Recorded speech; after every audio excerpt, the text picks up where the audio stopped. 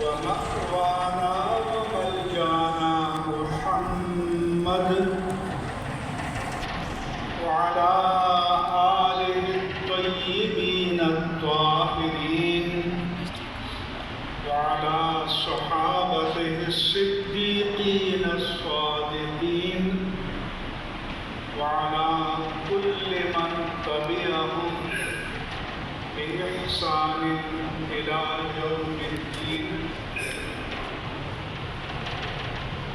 اللهم أرنا الحق حقا وارزقنا اتباعه وأرنا الباطل باطلا وارزقنا اجتنابه. اللهم اهدنا سبيل الرشاد وقول الحق وفصل الخطاب. وبعد،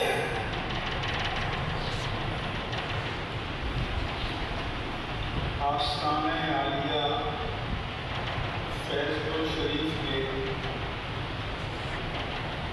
زیر سجادہ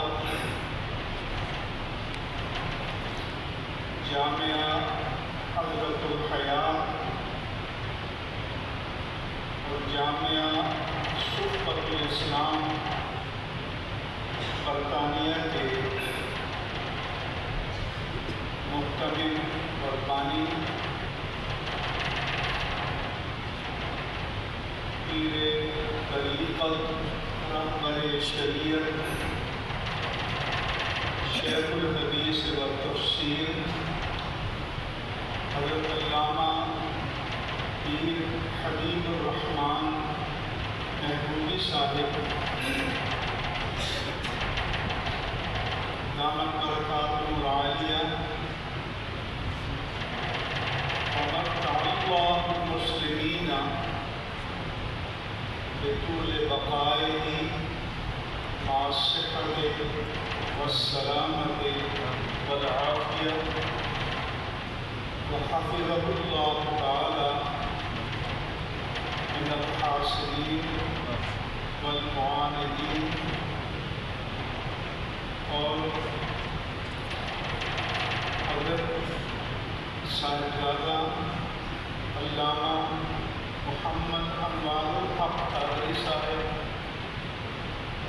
اور صاحبزادہ علامہ محمد عرفان الحق صاحب زادہم اللہ تعالی شرفا و فضلا. میرے دائیں اور بائیں رونق افروز تشریف فرما دائرے کے سب احترامات و تقریمات حضرات علماء کرام مشائخ اعظام خطباء ملت اور آج مسند فضیلت پر فائز ہونے والے یہ جوان عمر علماء کرام بالخصوص جو اورسی سے مامرا اور بہار سے برطانیہ سے یہاں حصول علم کے لیے تشریف لائے. اس ادارے کے جملہ لائق فائق اساتذہ کرام اور قابل احترام طلباء کرام، اس آستانہ عالیہ سے وابستہ جملہ مریدین، مسترشدین، محبین اور منسلکین، معززین علاقہ اور حاضرین مجلس، السلام علیکم ورحمۃ اللہ وبرکاتہ. وعلیکم السلام. میں چند ضروری باتیں آپ حضرات کی خدمات عالیہ میں عرض کروں گا۔ سب سے پہلی یہ کہ اہل سنت و جماعت کے زوال کے اسباب میں رشد و ہدایت اور طریقت کے جو مراکز سے ان کے صوتوں کا خشک ہو جانا،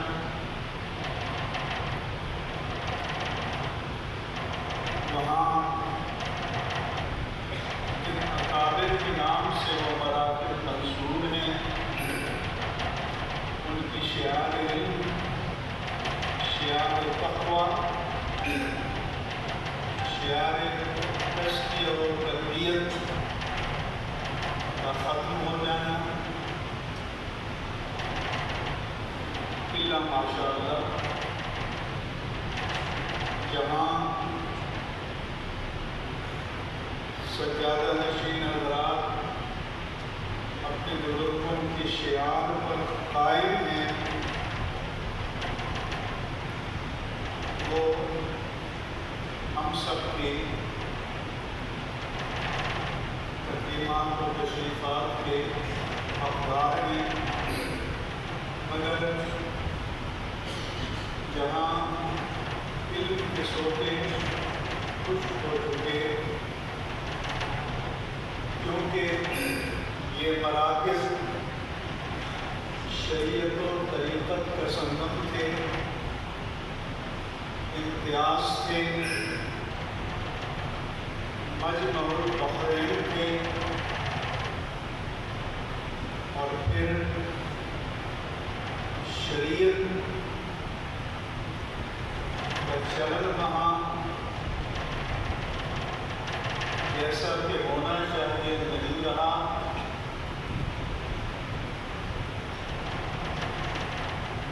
علم کا تفوق جیسا کہ ہونا چاہیے نہیں رہا،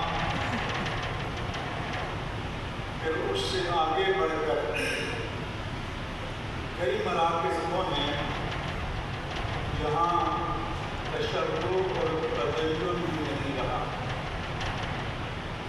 تشدد اور تدین کے معنی ہے کہ شریعت اور دین کی تعلیمات پر استقامت کے ساتھ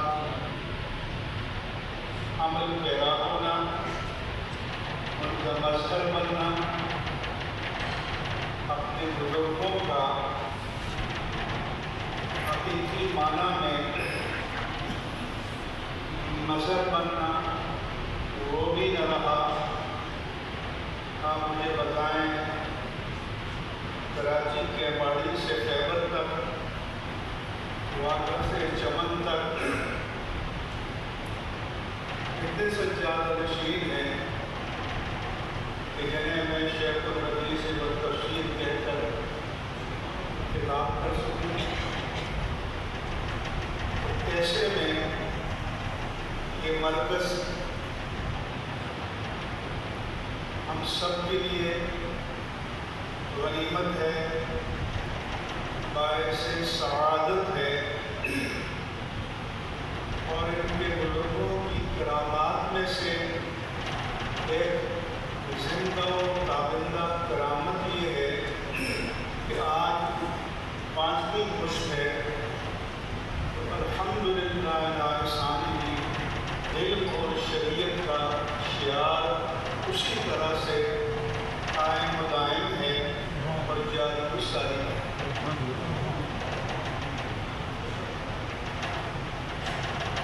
اس لیے زوال کا سبب کیا ہے؟ کہ جس دنیا میں ہم رہتے ہیں، جنرل کا بیٹا ڈیو پروسیس سے گزرے بغیر جنرل نہیں بن سکتا،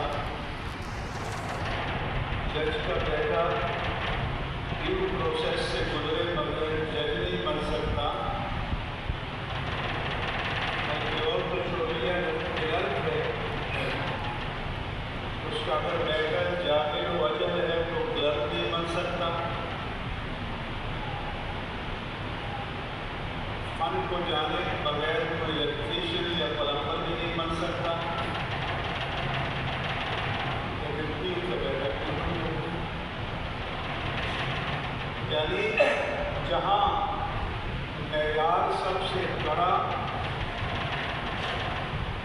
صراط کی مانند ہو، اس منصب کے لیے کوئی معیار نہیں ہے۔ اس کے نتیجے میں جہالت کا غلبہ ہوا۔ جو خود علم سے محروم ہے وہ سب سے پہلے علم کی تحقیر کرے گا، صاحب علم کی تحقیر کرے گا، اور پھر لوگوں میں جہالت پھیلائے گا۔ میں سب جگہ کہتا ہوں کہ یہ ہماری قوم اگر اسے 5 مرلے کا پلاٹ لینا ہو، اتنے بڑے مجمع میں ایک بندہ نہیں کہہ سکتا کہ میں اس ریڈیمنٹ کی پہلی دکان پر گیا تھا اور ڈھیر ہو گیا۔ درجنوں دکانوں پہ جائے گا، معلوم کرے گا مارکیٹ ویلیو کیا ہے، معلوم کرے گا مجھے ریٹرن کیا ملے گا۔ لیکن جب جنت میں محل خریدنا ہو تو کسی سے نہیں پوچھیں کیا اتنا بھی توقیر ہے، کسی سے نہ پوچھو تو تاجدار کائنات کی سے پوچھ لو۔ لہٰذا ہمیں اب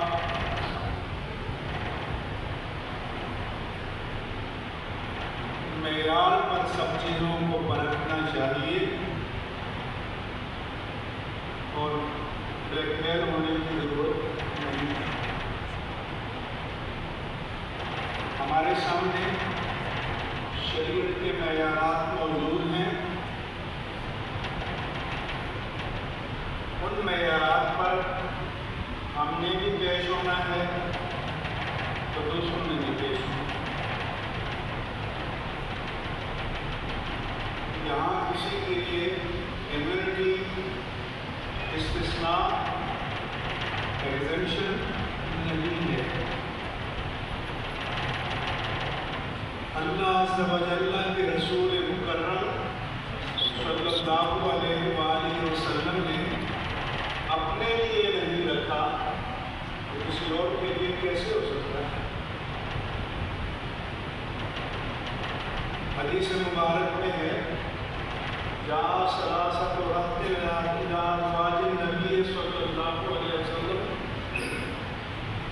3 صحابہ کرام امہات المؤمنین کے پاس آئے یہ جاننے کے لیے کہ تاجدار کائنات کا شب و روز کا عبادات کا معمول کیا ہے، روٹین کیا ہے، پریکٹس کیا ہے۔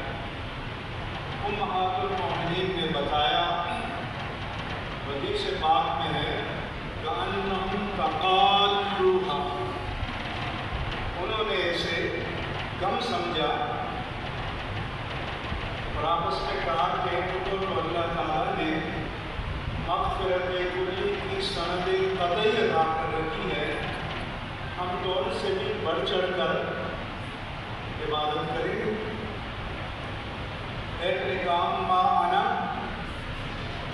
وأصلی اللیل ابدا ولا ارقد، میں ساری رات نوافل پڑھوں گا اور پل بھر کے لیے بھی نہیں سوؤں گا۔ دوسرے نے کہا اما انا معصوم ولا افطر، میں ہمیشہ نفلی روزہ رکھوں گا اور ایک دن بھی نہیں چھوڑوں گا۔ تیسرے نے کہا ولا اتزوج النساء، میں شادی نہیں کروں گا، جب شادی نہیں ہوگی تو بیوی بچوں کا ڈنڈا مطالبہ ڈیمانڈ کچھ نہیں ہوگا، اللہ کروں گا۔ اتنے میں اللہ کے پیارے رسول صلی اللہ علیہ وآلہ وسلم تشریف لائے، آپ نے ان کی باتوں کو سن لیا تھا، آپ نے بلایا، فرمایا سنو انی لأخشاکم واتقاکم الی اللہ، مجھ سے بڑا نہ کوئی متقی ہے اور مجھ سے بڑھ کر میں کسی کے دل میں خشیت الہی مسلم وار کو میں رات کو کھڑے ہو کر نوافل بھی پڑھتا ہوں، کچھ دیر کے لیے سو بھی جاتا ہوں۔ اصوم و افطر، میں نفلی روزے بھی رکھتا ہوں اور کبھی چھوڑ بھی دیتا ہوں۔ وَأَتَزَوَّجُ النِّسَاءَ، اور میں نے شادیاں بھی کر رکھی ہیں، بیویوں کے حقوق بھی ادا کرتا ہوں۔ فرمایا یہ میری سنت ہے، وَمَنْ رَغِبَ عَنْ سُنَّتِي فَلَيْسَ مِنِّي، جو میری سنت سے ہٹ کر کوئی معیار تقوی ایجاد کرے اس کا مجھ سے کوئی تعلق نہیں۔ یعنی یوگیوں کی طرح غاروں اور پہاڑوں میں جا کر اللہ اللہ کرنا یہ کمال تقوی نہیں ہے۔ مخلوق میں رہ کر اور خالق اور مخلوق کے حقوق کو ادا کرتے ہوئے تقوی پر کاربند ہونا، یہ تقوی مصطفیٰ، اور سب کے لیے معیار تقوی مصطفیٰ ہے صلی اللہ علیہ وآلہ وسلم۔ لیکن اب کوئی دینی شخص سجادہ ہے، وہ بھی سال میں ایک دن پگڑی پہن کر مریضوں کو جنت چھوڑاتا ہے، باقی سال پر وہ بھی فارغ، مریض بھی فارغ۔ اس قوم کو کیا ہو گیا کہ ہم کسی کے اندر جھانک کر تو نہیں دیکھ سکتے، لیکن یہ تو دیکھ سکتے کہ اس کا چہرہ مصطفیٰ کے مطابق ہے، یہ بھی چھوڑ دیا ہے۔ تو پہلا پیغام یہ ہے کہ ان آستانوں سے جڑو جہاں علم کے شعبے خشک نہیں ہوئے، جاری ہیں، جہاں تعلیم ہے، تربیت ہے، تزکیہ ہے، رشد و ہدایت ہے، عملی نمونہ ہے، ان کے ساتھ ہو۔ انہیں کے سال میں ایک دن گئے، خوش ہو گیا۔ علماء کی کیا بات ہے، فضائل کی تقریریں سنی۔ میں کبھی کبھی کہتا ہوں کہ ہارورڈ یونیورسٹی امریکہ کے MBA مارکیٹنگ کیا مارکیٹنگ کرتے ہوں گے جو ہمارے طلباء ہوتے ہیں۔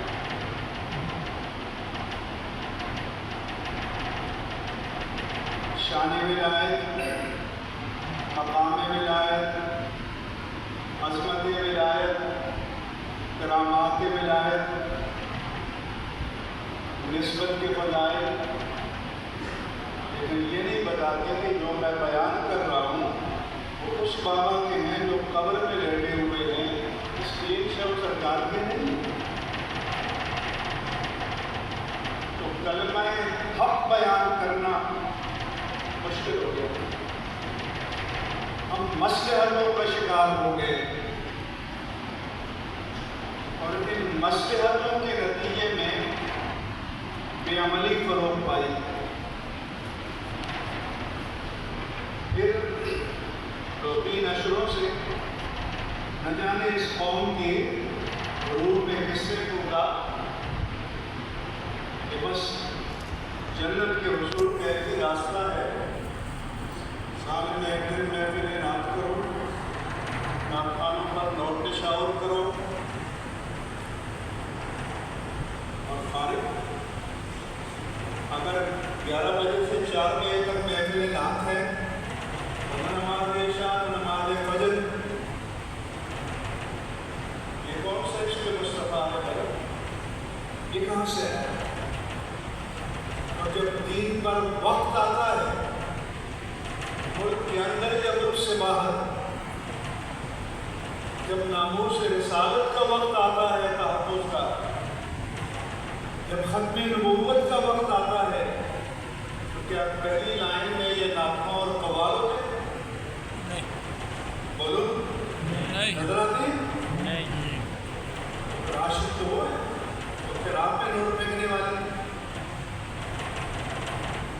इसलिए जब तक दीन की तरजीहात को नहीं समझोगे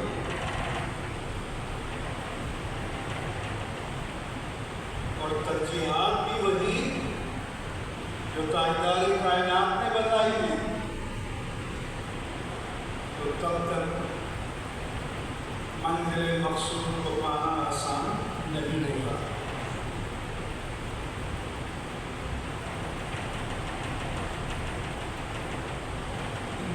इसके बाद मैं जो हमारे फाज़िल नौजवान जो हमारे साथी हैं, जो हमारे रफ़क़ा हैं, क्योंकि सुन्नत मुस्तफ़ा ये है कि सारे सहाबा आपके तलामिज़ा थे, सारे सहाबा किराम आपके मुरीद थे और आप उनको अपने अस्हाब फरमाते थे। हमारे इमाम आज़म अबू हनीफा नुअमान बिन साबित रज़ियल्लाहु अन्हु अपने शागिर्दों को अस्हाब फरमाते थे। उलमा हमें पढ़ाते हैं अस्हाब अबू हनीफा। आप भी दीन के मिशन में हमारे अस्हाब हो, अपने शेख के, अपने उस्ताद के अस्हाब हो, रफ़ीक हो, इस दीन की दावत व इरशाद के मिशन के मुआविन हो और आपको इस पर कारबंद लेना चाहिए।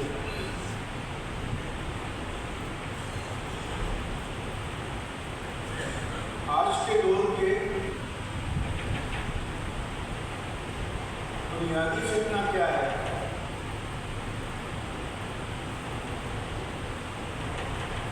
अल्लाह ताला ने तो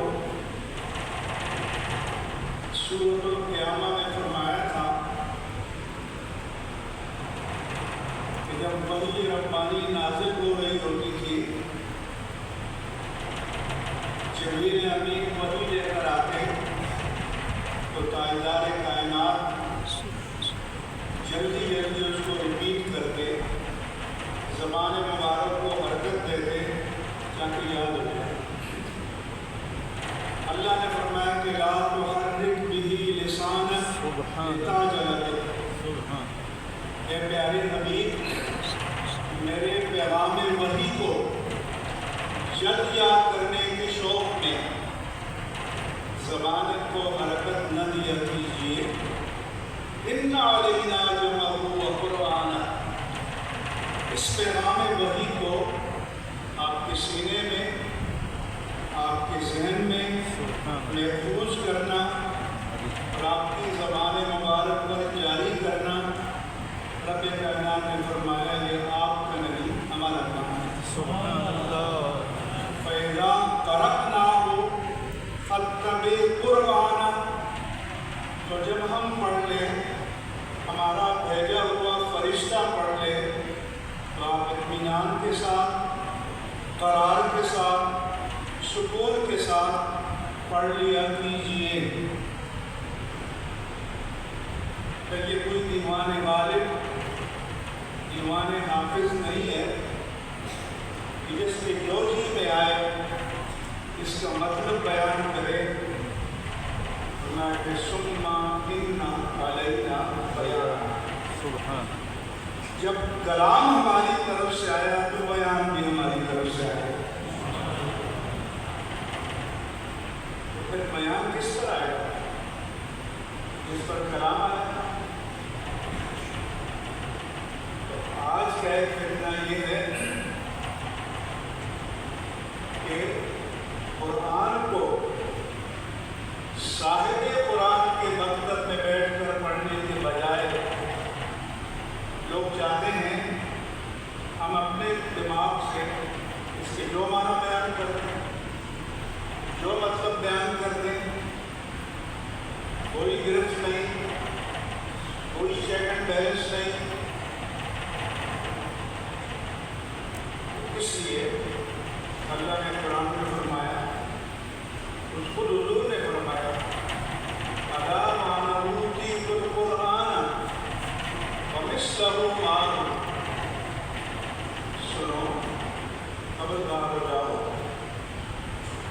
تمہیں وارن کیا جا رہا ہے کہ مجھے قرآن عطا کیا گیا ہے اور اس کی مثل بھی اس کے ساتھ ہو۔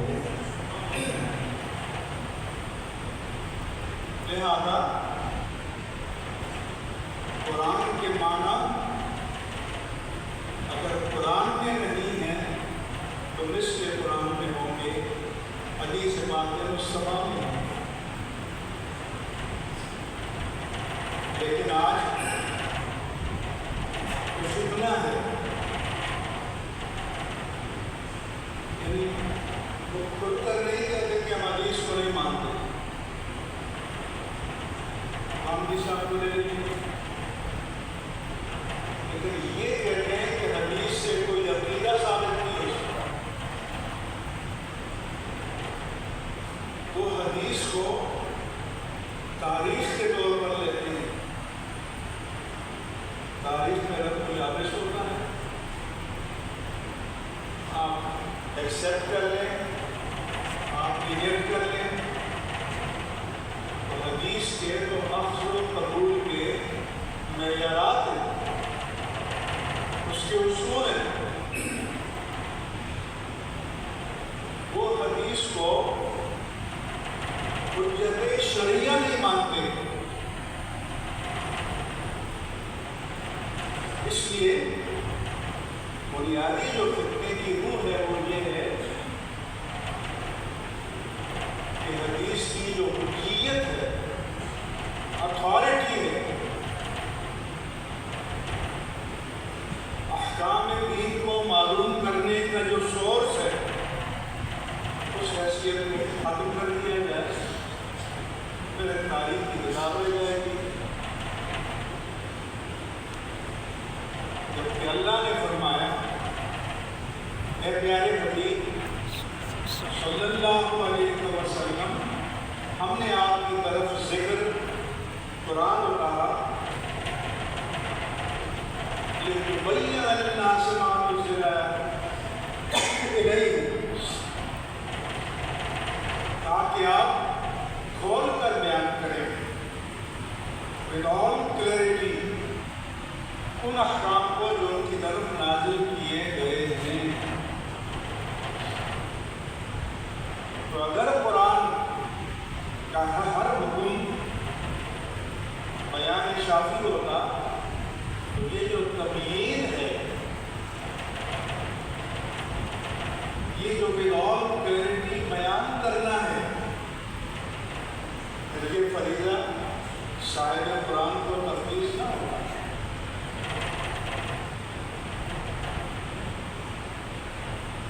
قرآن کریم نے وَالَّذِي بَعَثَ فِي الْأُمِّيِّينَ رَسُولًا مِّنْهُمْ، اللہ وہ ہے کہ جس نے امیوں میں انہی میں سے رسول عظیم کو مخصوص کیا۔ امی اہل مکہ، بعض ایسے ہی کہتے ہیں کہ یہ ام القریٰ کے رہنے والے تھے۔ ام القریٰ کا کیا ترجمہ ہے؟ بعض لوگ اس کے معنی ان پڑھ کرتے ہیں، ہمارے علماء نے اس کا معنی کیا ہے الذی لا یکتب ولا یقرأ الکتاب، جو لکھتا نہیں اور لکھے ہوئے کو پڑھتا نہیں۔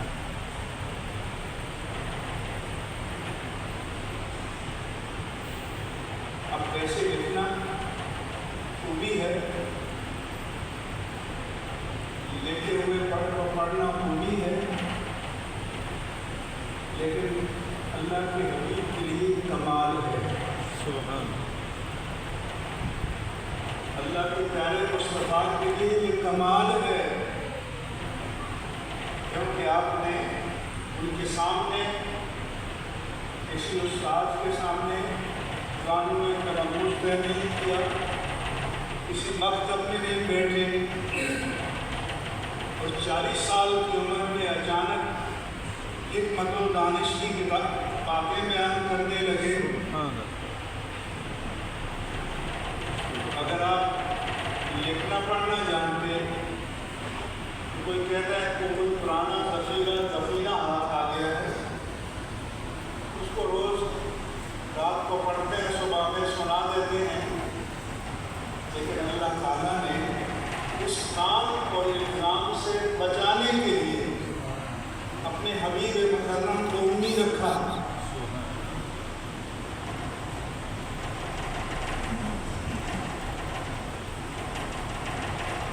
وما كنت تتلو من كتاب من قبل ولا تخطه بيمينك.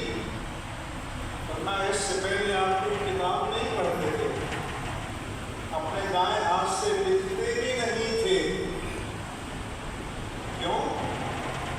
کہ باطل پرست لوگوں کو شک میں مبتلا کرے. اللہ تعالیٰ نے اس سے بچنے کے لیے آپ کو امید رکھا، اور پھر آپ نے علم و دانش کی باتیں کی تو آپ کے فرائض بیان کے لیے یتلو علیہم آیات الہی کی تلاوت کرتے ہیں، ویزکیہم ان کے قلب اور روح کا تزکیہ کرتے ہیں، ویعلمہم الکتاب والحکمۃ. 4 فرائض. تو تلاوت آیات الہی الگ فریضہ اور تعلیم کتاب و حکمت الگ فریضہ. کتاب تو قرآن ہے اور حکمت سنت مصطفیٰ. اس لیے قرآن کو سمجھو گے تو سنت کی روشنی میں، حدیث کی روشنی میں سمجھو گے. قرآن کریم کی آیت ہے فَإِذَا ضَرَبْتُمْ فِي الْأَرْضِ فَلَا جُنَاحَ عَلَيْكُمْ أَن تَقْصُرُوا مِنَ الصَّلَاةِ.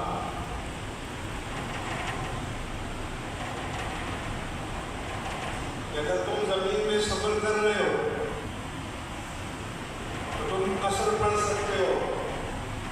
إِنْ خِفْتُمْ اگر تمہیں اندیشہ ہو أَن يَفْتِنَكُمُ الَّذِينَ كَفَرُوا کہ کافر تمہیں خطرے سے بچا لیں.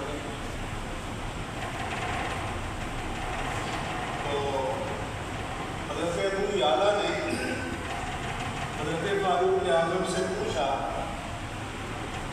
کہ یہ جو قرآن بتاتا ہے اگر تم زمین میں سفر کر رہے ہو تو کوئی حرج نہیں کہ تم نماز قصر پڑھو. اگر تمہیں اندیشہ ہو کہ کفار تمہیں فتنے میں ڈال دیں گے، مشکل میں ڈال دیں گے، اچانک حملہ کر سکتے ہیں. وقت زمین الناس اب حجاز فتح ہو گیا، اسلام کی حکمرانی ہو گئی، اب تو خطرہ ڈر گیا، کوئی اندیشہ نہیں ہے. اب کیا کریں؟ سفر میں قصر پڑھیں یا نہیں نہ پڑھیں؟ کیونکہ باطل نظر میں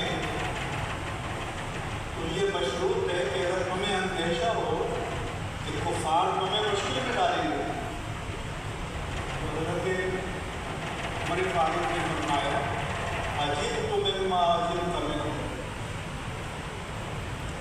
کہ ابو یعلا جس بات پر تمہیں تعجب ہوا مجھے بھی تعجب ہوا تھا،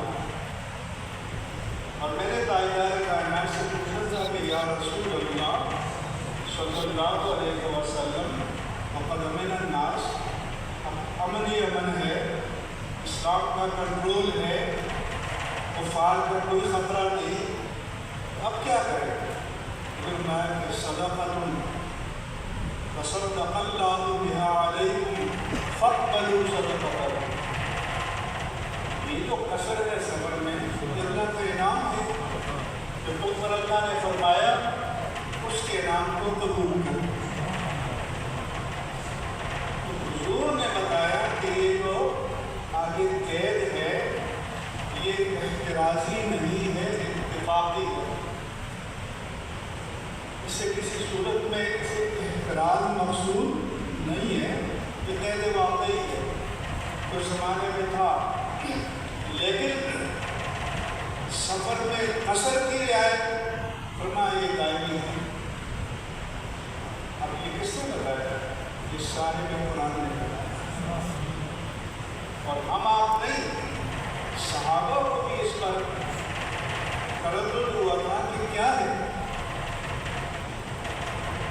ام المومنین عائشہ صدیقہ رضی اللہ عنہا فقیہہ امت تھی، تو جب وہ حضور سے کوئی بات سنتی لاطارے کو جو اس کو نہیں جانتی تھی تو حضور سے پوچھ لیتی تھی۔ حضور نے فرمایا کہ من حوسب عصب، جس کا حساب لیا گیا وہ عذاب میں مبتلا ہوا۔ تو سیدہ عائشہ صدیقہ رضی اللہ عنہا ام المومنین جو فقیہہ امت تھی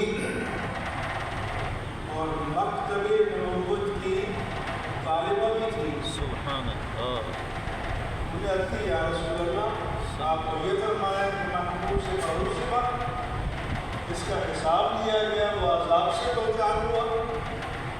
اللہ فرماتا ہے اما من اوتی کتابہ بیمینہ فسوف یحاسب حسابا یسیرا، جس کی کتاب اس کے دائیں ہاتھ میں دی جائے گی اس کا حساب آسان ہو جائے گا۔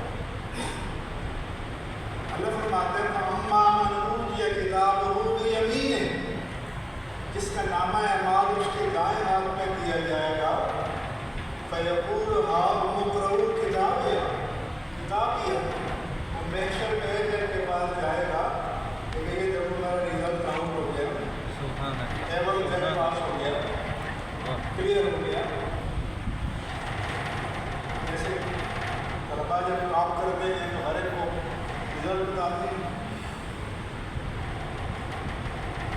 ہاؤم اقرؤوا کتابیہ انی ظننت انی ملاق حسابیہ، مجھے یقین تھا کہ یہ حساب مجھے ملنا ہے، یہ وقت پر اللہ آنا ہے۔ فہو فی شر راضیہ، پسندیدہ زندگی میں ہوگا، فی جنت عالیہ، بلند باغات میں ہوگا۔ ام المومنین نے عرض کیا کہ اللہ تو یہ فرماتا ہے، آپ نے فرمایا کہ وَأَمَّا مَنْ حُوسِبَ عُصِبَ، تو حضور نے بہت پیارا جواب دیا، فرمایا إِنَّمَا ذَلِكَ الْعَرْض، یہ ان کی بات ہے، پیشی ہوئی، اٹینڈنس لگی، بایو میٹرک ہوا، کہا کہ کلیئر ہے، جاؤ جنت میں۔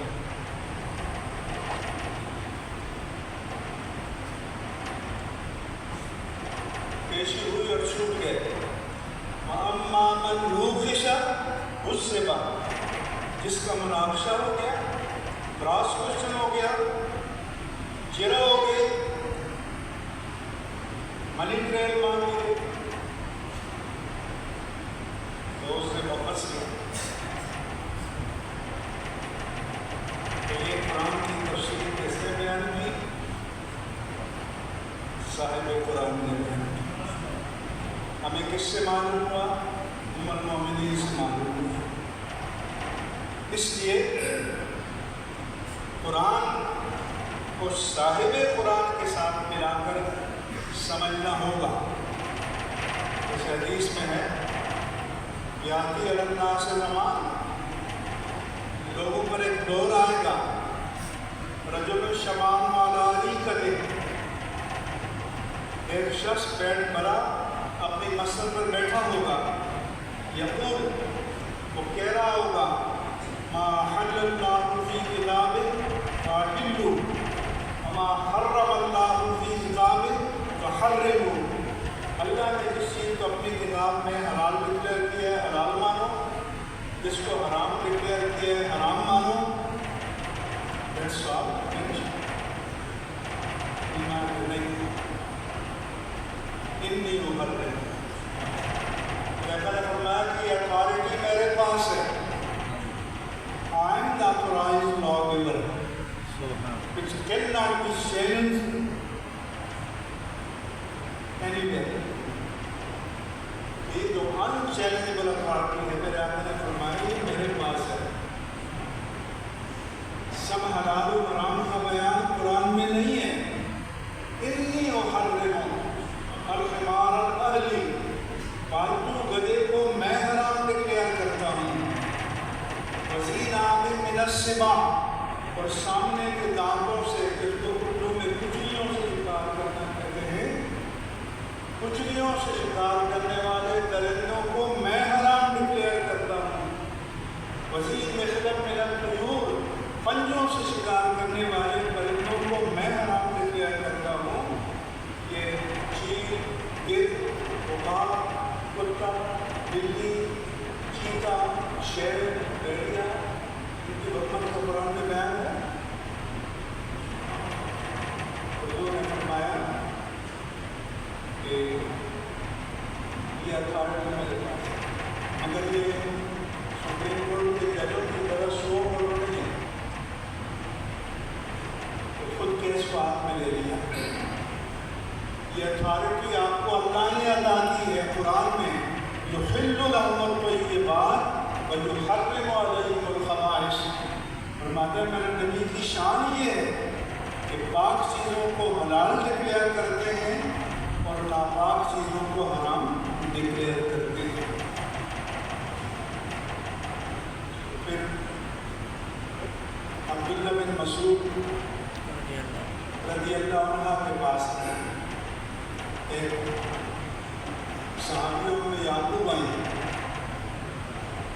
اقرار کیجیے آپ کہاں سے بیان کرتے ہیں کہ اللہ نے دوڑنے والیوں، بجوانے والیوں، لعن اللہ المستوشمات والمبتسمات،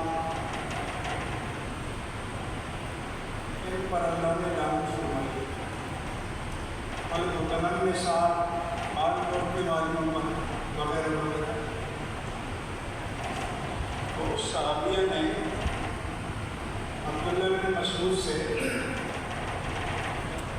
کہا کہ میں نے دفعتین دو جلدوں کے درمیان جتنا قرآن ہے اس کو پڑھا ہے، بار بار پڑھا ہے. آپ جو بیان کر رہے ہیں وہ مجھے نہیں ملا. اور آپ کی بیگم بھی کرتی ہیں. انہوں نے فرمایا کہ تم نے اگر قرآن کو توجہ سے پڑھا ہوگا تو تمہیں مل گیا ہوگا. تو میں نے توجہ سے پڑھا. عبداللہ بن مسعود نے فرمایا کہ میں نے قرآن میں یہ نہیں پڑھا ما آتاکم الرسول فخذوہ وما نہاکم عنہ فانتہوا. رسول جس بات کا حکم دیں اسے لے لو، اور جس بات سے منع کرے اسے باز آ جاؤ. وہ اتھارٹی جو قرآن میں اللہ نے دی ہے اس اتھارٹی کو ایکسرسائز کرتے ہوئے اللہ کے رسول نے یہ بیان کیا ہے. اور میرے گھر چلے جاؤ، میری بیوی کو دیکھ لو، جیسے تم کہتے ہو اگر ویسی ہوتی تو ایک دن بھی میرے گھر میں نہیں رہتی. اس لیے آج جو آپ کے سامنے جن چیلنجز کا سامنا ہے بس کہتے ہیں قرآن کافی ہے. تو قرآن میں تو نماز کی پوری بیان نہیں ہے، 5 اوقات کا بھی صراحتاً بیان قرآن میں نہیں ہے، اشارتاً ہے. نماز کی رکعت کا بیان بھی نہیں ہے.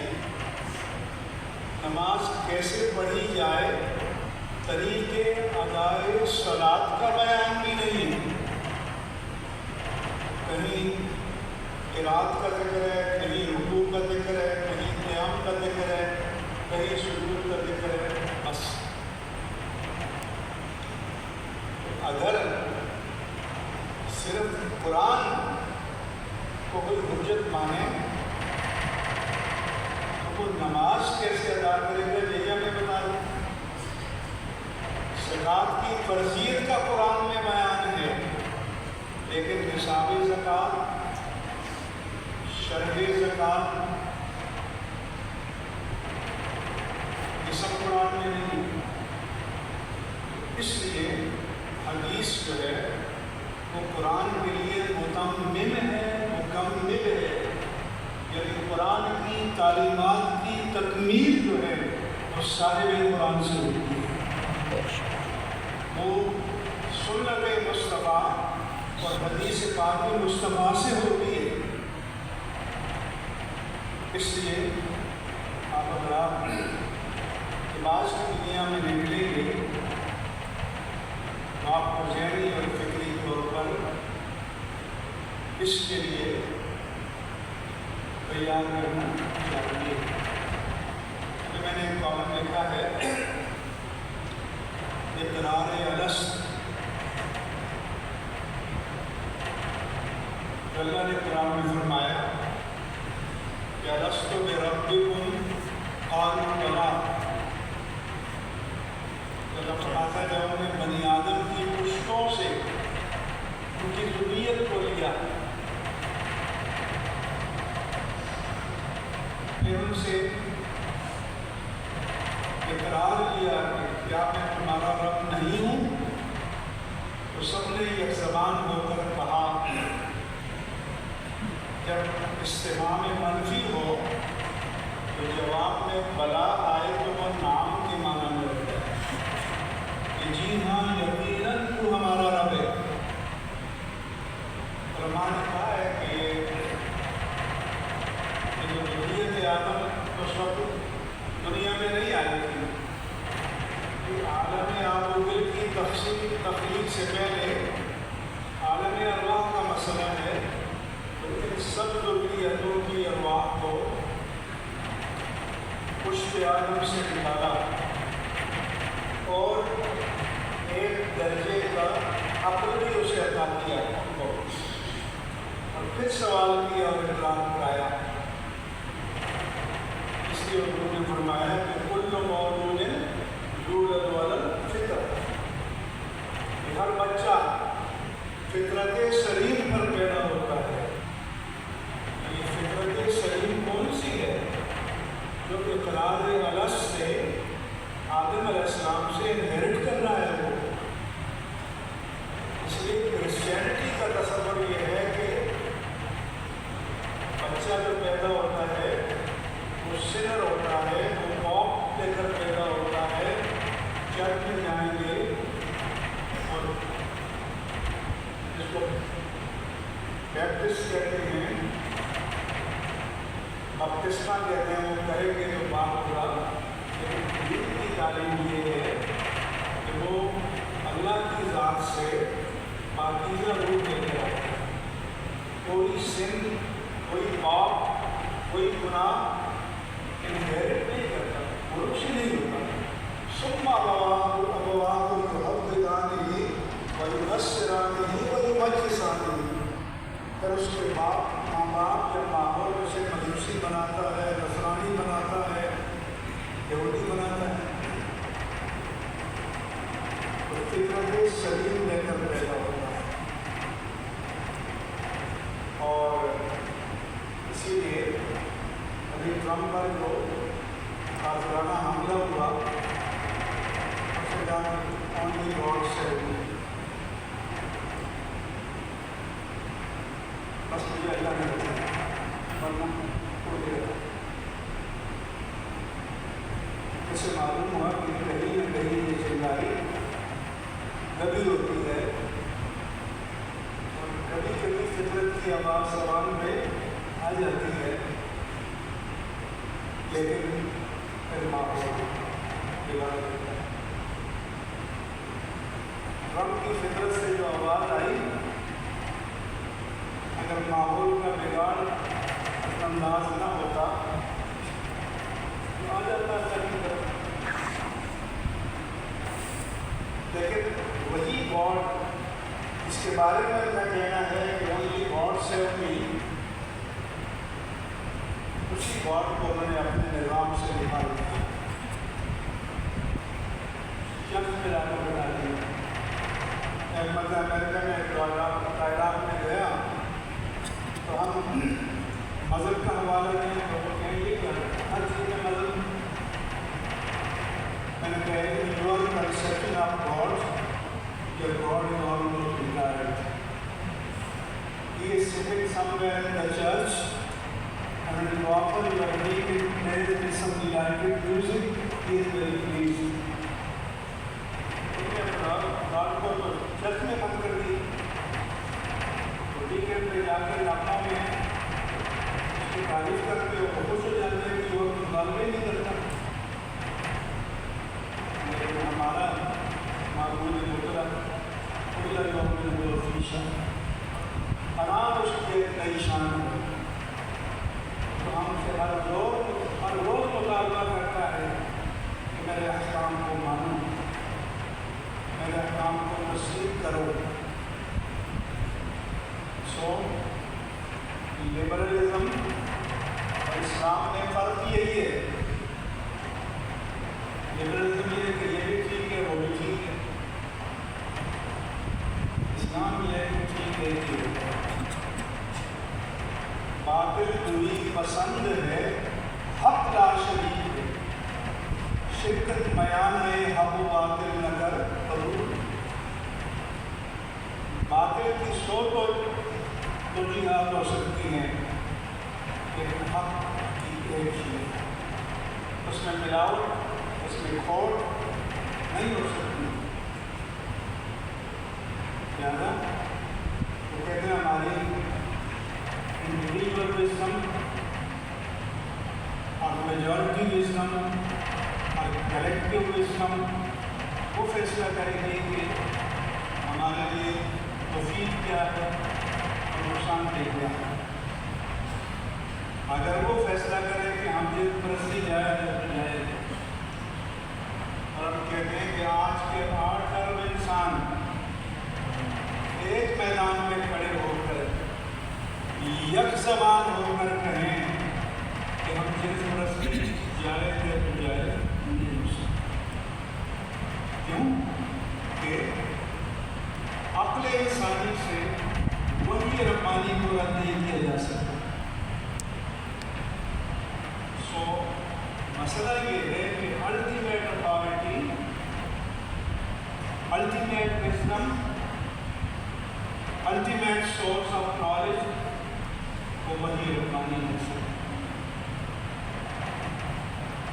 اب اگر کوئی یہ کہے کہ یہ میری عقل میں نہیں آتی یہ بات، تو ہم کہیں گے کہ دین کی کوئی تعلیم ضد عقل نہیں، کانٹراڈکٹری ٹو وزڈم نہیں ہے، لیکن ماورائے عقل ہو سکتی ہے، beyond the reach of rationality. تو آپ کی عقل ناقص ہو، اس کی حکمت تک نہ پہنچ سکے، یہ تو ہو سکتا ہے، لیکن وحی ربانی یہ ضد عقل نہیں ہو سکتی۔ آپ جس ماحول میں رہ رہے ہیں وہاں یہی مسئلہ ہے، جو کہتے ہیں کہ عقل امام ہے، امام ہدایت عقل ہے۔ آپ نے جو پڑھا ہے وہ یہ پڑھا ہے کہ عقل قربان نکل جا عقل سے آگے کہ یہ نور، چراغ راہ ہے منزل نہیں ہے، منزل وہی ہے جو وحی ربانی نے متعین کی ہے۔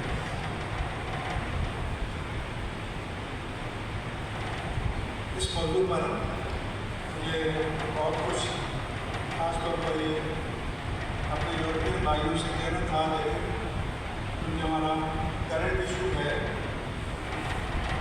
ختم نبوت جو ریلیٹ کرتا ہے سپریم کورٹ کی ایک ججمنٹ سے۔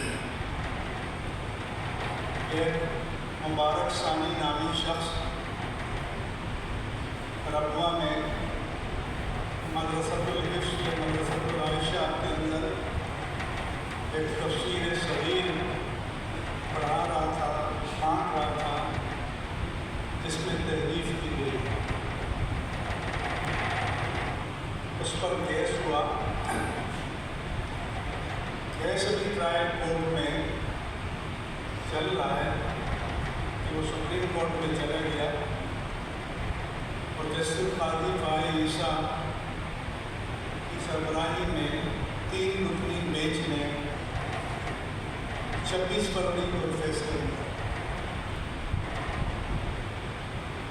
ایک تو یہ کہ ماں باپ کا قانون قبل پر اپلائی نہیں ہوتا، جس کو میری ریٹراسپیکٹو کہتے ہیں۔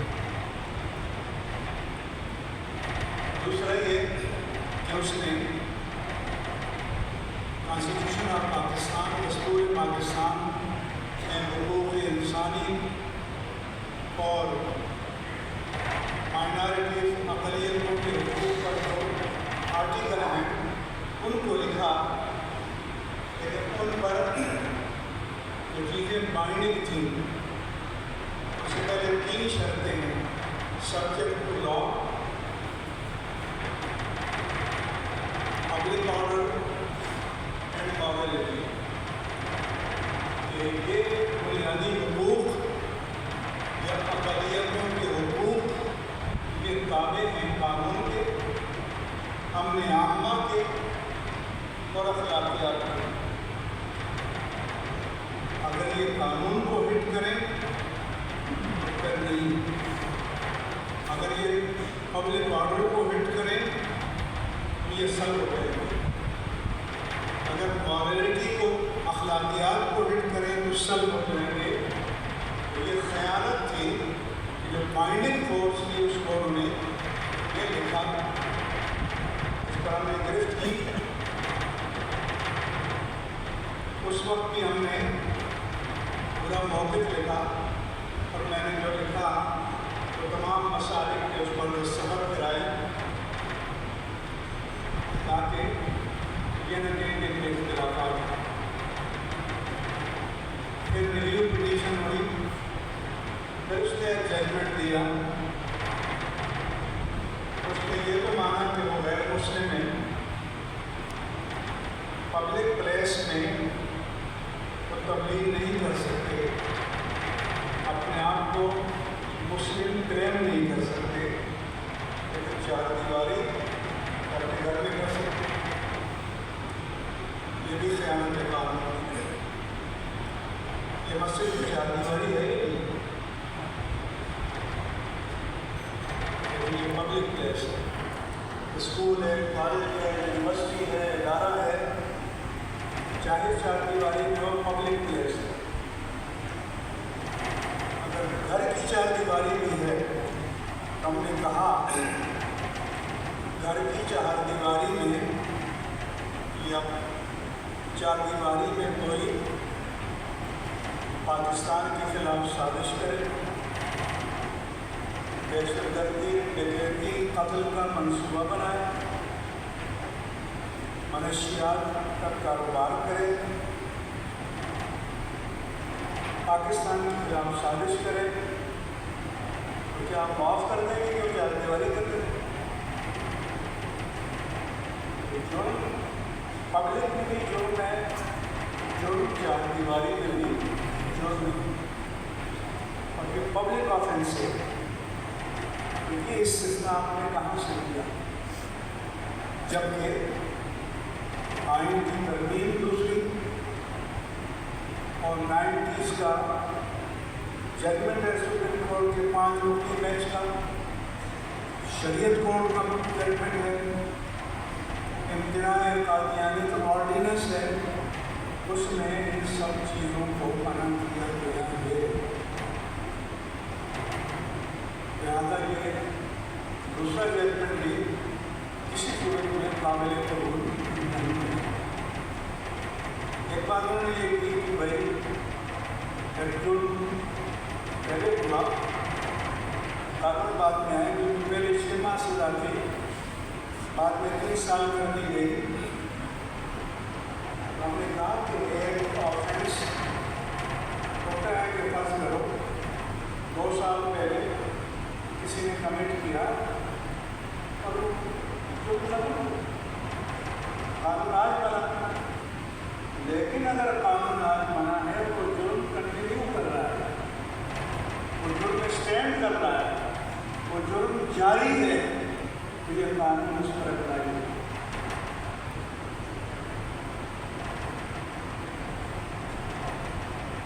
انہوں نے قرآن کی آیت وَلَهُ مَا سَلَفَ کہ محرمات نکاح کو بیان کیا، اس میں کہ وَأَنْ بین الأختین کہ 2 بہنوں کو نکاح میں جمع نہیں کر سکتی، یا کسی عورت اور اس کی خالہ اور اس کی پھوپھی یا اس کی بھتیجی ماجی کو نکاح میں جمع نہیں کر سکتی۔ تو جب حرمت کا حکم آیا تو قرآن نے یہ نہیں کہا کہ اگر جہالت کے زمانے میں کسی کا ہوا تھا اس پر مواخذہ نہیں ہوگا، لیکن آج کا قانون اس پر اپلائی ہوگا۔ اگر 2 بہنیں نکاح میں ہیں تو ایک کو طلاق دے گا، اور جب تک اس کی عدت نہیں ملے گی دوسرے سے تعلق قائم نہیں کرے گا۔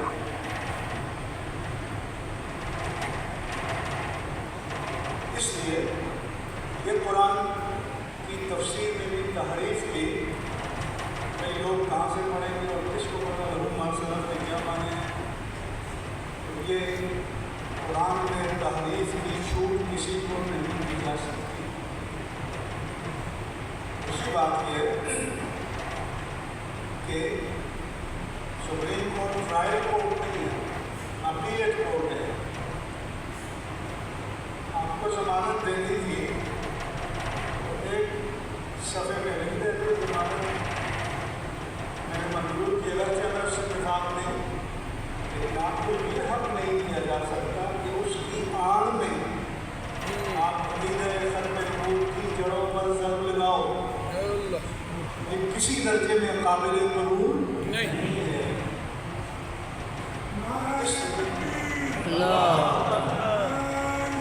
یا رسول اللہ، زندہ آباد زندہ آباد زندہ آباد زندہ آباد ہم نے لکھا زندہ آباد۔ آپ کی ڈیوٹی تو یہ تھی کہ ہم قادیانیوں کو باؤنڈ کر دے، آئین نے جو تمہاری حیثیت متعین کی ہے نام مسلم کی اس کو مانو، اور مسلمانوں کے شعار کو استعمال کرنا چھوڑو، اپنی کو گرنتھ بنا لو، جیسے سکون کی گرنتھ ہے، اپنی عبادت گاہ کا کوئی نام رکھ لو لیکن مسجد نہیں رکھ سکتے۔ مسلمانوں کے شاعر کو استعمال نہیں کر سکتے۔ تو سپریم کورٹ کی ڈیوٹی تو یہ تھی کہ ان کو آئین و قانون کا پابند بنائے۔ ایک مرتبہ میں سامنے والا یہ ربوہ کے سامنے ہے، ختم نبوت پروگرام میں گیا، رات 12 بجے خطاب کر کے میں واپس لاہور گیا، صبح کی فلائٹ سے مجھے کراچی جانا تھا۔ ایئرپورٹ پہ نکلا تو مجھے ایسوسیٹڈ فرانس پریس کا ٹیلی فون آیا کہ آپ نے کہا قادری واجب القتل ہے۔ میں نے کہا کہاں ہے، میں لگنا تھا اپنے بہن میں نے کہا آپ نے سنا ہے میں نے کیا کہا؟ میں نے یہ کہا ہے کہ جو دستور پاکستان کو وائلیٹ کرے اس کی اصلاح دستور میں موجود ہے، پہلے سے لکھی ہوئی ہے۔ میں نے کہا میں اگر آپ کی فرانس میں آؤں اور میں کہوں کہ میں آپ کے آئین کو نہیں مانتا، میں آپ کے قانون کو مانتا ہوں، آپ مجھے سیدھے ایئرپورٹ میں جائیں گے، فرسٹ اویلیبل فلائٹ میں بٹھائیں گے کہ ہماری سرزمین پر آپ ویزا لے کر آئیں تو ہمارے آئین اور قانون کے پابند ہیں۔ میں نے کہا اسی طرح سے اگر یہ پاکستان کی شہری ہیں تو یہ پاکستان کے آئین و قانون کو ماننے کے پابند ہیں۔ میں نے کہا مجھے بتایا کسی کو آئین سے استثناء ہوتا ہے کہ نہیں؟ میں آپ کو یہ اعتراض ہے کچھ بھی نہیں۔ اس لیے ختم نبوت کے مسئلے پر اللہ نہ کرے لیکن کبھی وقت آئے آپ کو پکارا جا سکتا ہے۔ انشاءاللہ عمل میں آؤ گے انشاءاللہ۔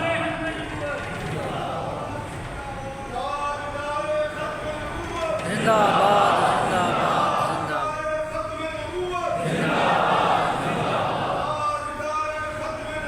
زندہ آباد۔ میں نے کل ہی چیف جسٹس کے سیکرٹری صاحب کو لکھا ہے کہ آپ ان کو سمجھائیں، نہ اپنے آپ کو ابتلا میں ڈالیں، نہ پوری قوم اور ملک کو ابتلا میں ڈالیں، اور سمپل طریقے سے اس مسئلے سے نکل جائیں، حل کریں اس کو۔ کیونکہ آرٹیکل 188 کہتا ہے دستور کا اگر عدالت کوئی فیصلہ دے اور جج کو لگے کہ اس میں غلطی ہوئی ہے تو ہم خود اپنی غلطی کی اصلاح کر سکتا ہے۔ آپ کریں اس کو جسٹیفائی نہ کریں۔ جسٹیفائی کریں میں نے کہا یہ گناہ مت کریں گناہ، جتنے جواب پیش کرو گے اتنی مزید غلطیاں کرو گے۔ غلطی کو جسٹیفائی کرنا یہ شیطان کا شیطان ہے۔ جب اللہ تعالیٰ نے اس سے پوچھا کہ ماں منعک اللہ تسجد اذ امرتک، جب میں نے تمہیں آرڈر کیا تھا کہ اس خاک کے پتلے آدم کو سجدہ کرو تو تم نے کیوں نہ کیا؟ اس نے جسٹیفائی کیا، خلقتنی من نار و خلقتہ من طین، اللہ تم نے مجھے مٹی سے بنایا، ایسے آگ سے بنایا۔ مٹی کثیف ہوتی ہے، آگ لطیف ہوتی ہے، لطیف چیز اعلیٰ ہوتی ہے، کثیف چیز ادنا ہوتی ہے۔ اعلیٰ ہو کر ادنا کے سامنے کیسے ہو جاتا ہے؟ اس نے یہ نہ جانا کہ کمال نہ آگ کی چنگاری میں ہے، نہ خاک کے ذرے میں ہے، کلام نگاہ کمال و نگاہ رب العالمین کے فیضان سے ہے۔ وہ چاہے تو خاک کے پتلے آدم کو سارے نوری ملائک کا مسئول بنا دے۔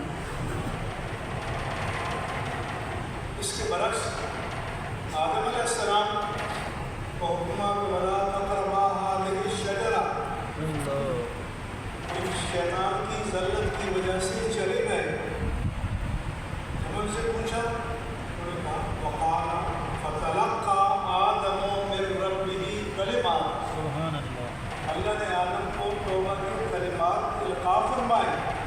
وقال، اور دونوں نے کہا ربنا ظلمنا انفسنا، اے پروردگار کوئی ظلم نہیں، کوئی جسٹیفیکیشن نہیں، کوئی لاجک نہیں، کوئی منطق نہیں، کوئی دلیل نہیں، کوئی بہانہ نہیں، بس ہم نے اپنے آپ پر زیادتی کر لی۔